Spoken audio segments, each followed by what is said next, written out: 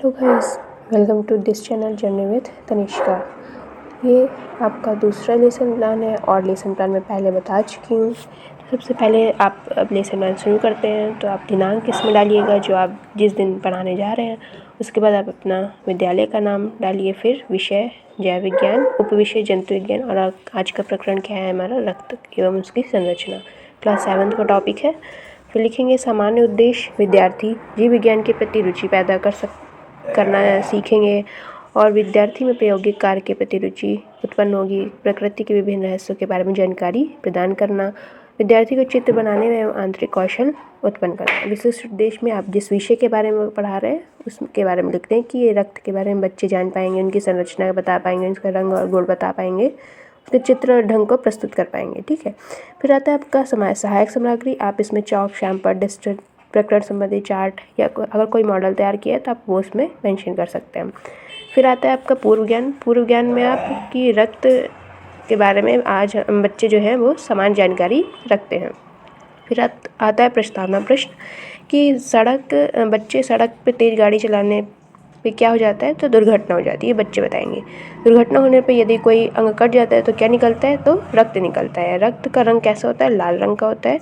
रक्त के बारे में आप क्या जानते हैं, तो ये आपका समस्यात्मक प्रश्न हो गया है। फिर आपका जाता है उद्देश्य कथन। उद्देश्य कथन में आप क्या लिखेंगे कि रक्त एवं उसकी संरचना के विषय में आज हम अध्ययन करेंगे। फिर अब आ जाता है आपका प्रस्तुतिकरण। प्रस्तुतिकरण में शिक्षण बिंदु में आप रक्त डालिए, इसमें शिक्षण विधि क्या उपयुक्त करें, पहले प्रश्नीकरण करें विकासात्मक प्रश्न के लिए। तो विकासात्मक प्रश्न क्या है, चोट लगने पर क्या निकलता है, तो बच्चे बताएंगे रक्त निकलता है। फिर रक्त का रंग कैसा होता है, बच्चे बताएंगे लाल रंग का होता है। लाल रंग क्यों होता है, तो ये एक समस्या हो गई। फिर आप उसमें व्याख्यान करेंगे तो रक्त का परिचय देंगे कि रक्त हमारे शरीर में बहुत महत्वपूर्ण है। ये एक सरल संयोजित उत्तर है। लाल रंग का होता है, इसमें एक चिपचिपा पदार्थ है, इसमें स्वाद जो इसका रहता है वो क्षारीय और नमकीन सा रहता है। ये आप उसके बारे में व्याख्यान कर दीजिएगा। और इधर क्या है कि बच्चे जो है ध्यानपूर्वक सुन व देख रहे हैं आपको। फिर आप इसमें जो पढ़ाया आप उसमें बोधात्मक प्रश्न कीजिए, 2 या 2 से अधिक भी कर सकते हैं। रक्त का स्वाद कैसा है, रक्त का पीएच कैसा होता है, तो ये बच्चे आपको बताएंगे जो आपने व्याख्यान किया है वो लिख दीजिए। और फिर इधर जब शैम्पलेट प्रयोग करेंगे तो आप इसमें शैम्पलेट प्रयोग में आप इसमें चिपका दीजिएगा जो आपने ब्लैक बोर्ड पे लिखा होगा।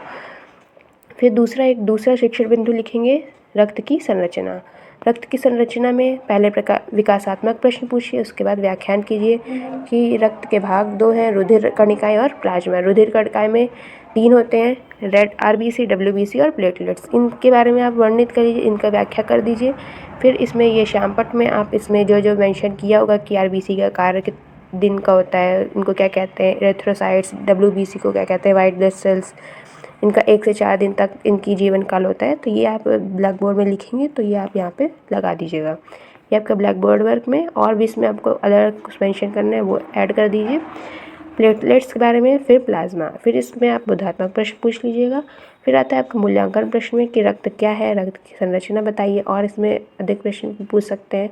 निरीक्षण में कक्षा अध्यापिका घूम कर देख रही हैं और कमज़ोर बच्चों को बता रही हैं। गृह कार्य में आप कम दीजिएगा क्योंकि बच्चों के पास और भी काम होते हैं, तो आप इसमें 2 दे दीजिए, ज़्यादा से ज़्यादा 3 प्रश्न दे दीजिए।